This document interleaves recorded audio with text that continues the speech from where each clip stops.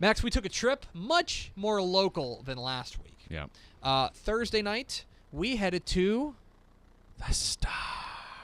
It's the other guy special right there. The Star. The Ford Center at the Star, the beautiful indoor facility there in Frisco, to watch Frisco Lone Star and Denton Ryan. Let's do the football first, because I bet you're playing B-roll. I am playing B-roll. And then we'll talk about the food after. We've got the scene setters here where we're, outside and the screens. So first of all, it was a little odd because it's the Thursday night game between two state-ranked, I don't know if Lone Star was ranked, but I know Ryan was, two very good teams. And it was Lone Star's homecoming. Yeah. Interesting. It's a bold move, Cotton. Which was bizarre. And I'll be honest, I tweeted about that, and I don't want to rat him out, but we were standing on the sideline, and Jeff Rayburn, the coach at Lone Star, came over to me and shook my hand. He goes, "Don't be tweeting that. Don't be giving them ammunition," stuff like that. I said, "You got to get off Twitter in the locker room." Yeah, come on. So we go to the game because we wanted to see a really fantastic matchup, and we thought that it was going to be a fantastic matchup. And spoiler alert, it was. It was pretty awesome. Fabulous game. Great game. One of the most exciting games I've seen in a while, and you can see why both these teams are so well thought of. Yeah. It's essentially both teams have physical mismatches on both sides, on the offensive side. For Denton Ryan, quarterback Spencer Sanders is back and healthy and looks even better than before. Yep. He really does. I wish he'd learned to slide. As somebody, I'm sure everyone does. As somebody who just wants to watch him do fun things more, I really wish, Spencer, if you're watching, please learn to slide. But it's him, and then they've got two big wide receivers. The first is Towski Dove or Towski Dove. Big 88, beefy guy. Yeah. More of like an H-back tight end guy, but really impressive. And the other guy is Gabriel Douglas. Yeah. And Gabriel Douglas is a man among boys. Yeah, he's very good. That guy is huge and a physical mismatch, and anytime they needed a big play, they went to him. I think he had 3 touchdowns, at least 2 touchdowns. I don't have the stats in front of me. So there's that.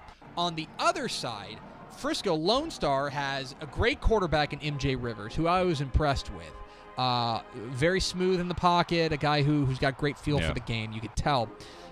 Puts it on the money.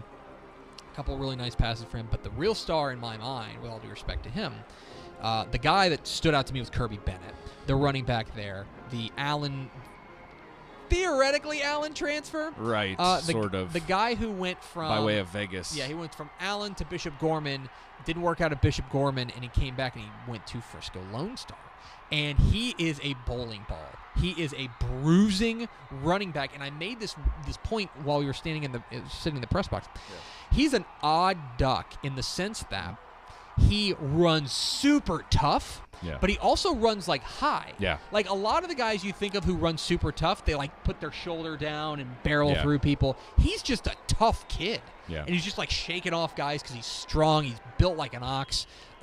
It was really fun to watch these guys, and it's funny that they both had plays, and we could pretty much decidedly figure out what they were going to run in key situations. You could see the matchups developing throughout the game. You could see each coach was figuring out, where their bread was going to be buttered the whole night. When Ryan needed a big play, they went to Gabriel Douglas. They were looking for him. He was the guy they wanted to go to.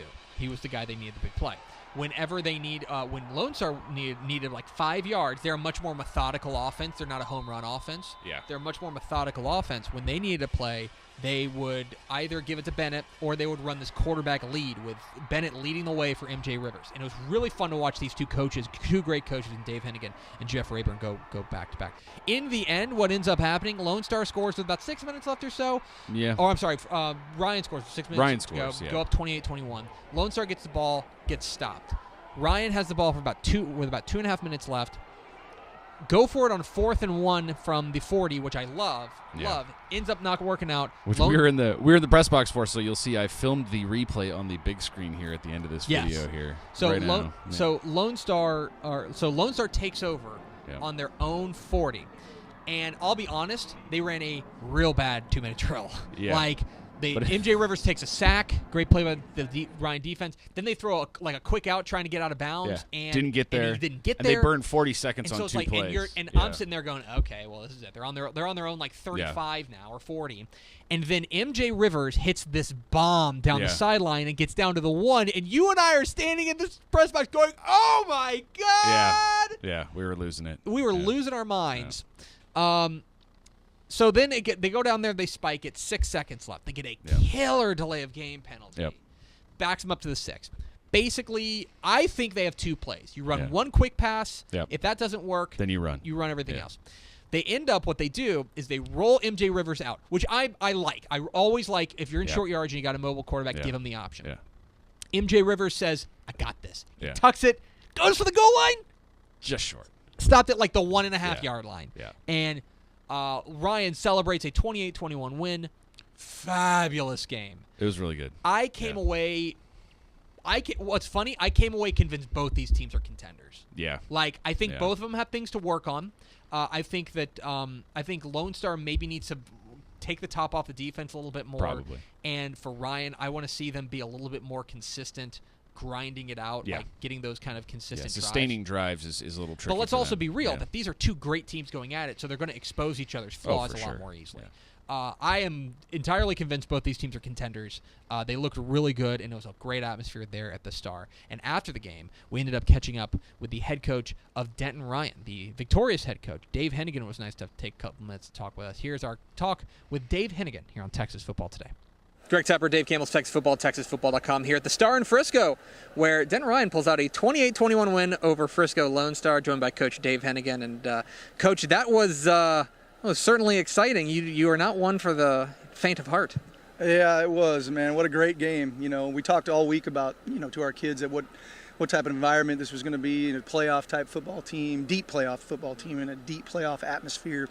And turned out to be a great game. That's a really good team over there. And just proud of our kids, the way they battled and had the poise and the ability to overcome adversity and grind it out. And, we had 3 times we were down in that ball game and came back and took the lead. And so that was a great win, particularly for a young defense, with 9 new starters over there. And so just real proud of the way those guys battled. 2 huge red zone stops. Yeah, I wanted to ask you in the game. I wanted to ask you about the defense, because that's that's a part that going up against a really physical offense there in Frisco Lone Star. They got a number of weapons. What was your defensive game plan coming in, and do you guys think you guys executed that? Well, the big thing was to use our quickness. I mean, they're bigger than we are, and to use our speed to our advantage. And we moved a lot and did some things there, and played a little more man coverage than we typically do to try to load up the box and force them to throw. So, and they're going to get their yards. Those guys are really good, and the quarterback is big, and the running back is big, and so it was hard to bring them down. But all in all, we gave up some empty yards we talk about in the middle of the field, but the key to the game coming in, we talked to our team all week, is red zone stops, 0 or 3. And we had a 0 right before halftime, and we had a 0 at the end of the game, and that was the difference in ball game. If we don't stop them right before halftime, they're driving to win the game right there instead of driving to tie it. And so that was huge. Offensively, it's Spencer Sanders and Gabriel Douglas, lather, rinse, repeat. Those two seem like they're in midseason form right now. Yeah, they are. I mean, those guys have, Spencer's 41st start tonight and Gabe's 33rd start tonight, and Towski as well. So those guys are, they're on the same page. And actually, Gabe typically never drops balls. He had 2 drops in the first half that probably would have scored on that drive. But, those guys, like I said, they've been in all kinds of situations, all kinds of big games, and, they make you a pretty good coach. 4-0, what have you learned about your team so far this year? Well, I've learned that we have the ability to be very explosive offensively. I've also learned that we're going to play good defense, and so that's huge moving forward. I've learned that we've got to clean up some penalties to get to where we need to go. We could have iced the game there, and we got a block in the back on that run that Spencer made, and so we got plenty of things we can clean up. The prevent defense at the end of the game, they never should be in that situation. They should never get by us with 30 seconds left in the half or in the game with no timeouts. And that happened, and that's just some youthful mistakes that we'll correct moving forward. That's the great thing about this game, instead of blowing somebody out, is you have, you're exposed on some certain things, and still to come out with a win is big. But the blowout would be better for your blood pressure, right? It would be better, no question, for the blood pressure. But Coach, appreciate it. Right. Thank you. Appreciate it. Appreciate Dave Hennigan, head coach of the 4-0 Denton Ryan Raiders, joining us after the game last night. It was a great game. Great awesome. Game, fantastic game. I am very sorry, Coach. There were a couple of times where I pulled away He had like these. He's a thoughtful guy. Yeah, he really and thinks so about he's stuff. not like for me. I'm not thoughtful, and so I just kind of ramble. You know what I mean? Like you know when I'm done talking because I will put a period on the end of the sentence. Yeah. He is thoughtful, and so there were a couple times where he kind of like took a pause, and I'm like, oh, he's done talking. You know, so I apologize for that, Coach. But great to talk with him. Great to catch up with a lot of folks there before the game. If you haven't been to the Star recently, they're starting to. There's The big restaurants doings around it, man. down there. And Max ate at Cane Rosso for the second time in a week. And how much are Living you my best regretting life. it? Not one bit. Not one bit? I felt great. That's weird. I would have thought that you would have regret eating delicious pizza Yeah, twice I in feel a week. No, it was awesome. Tough life. Yeah.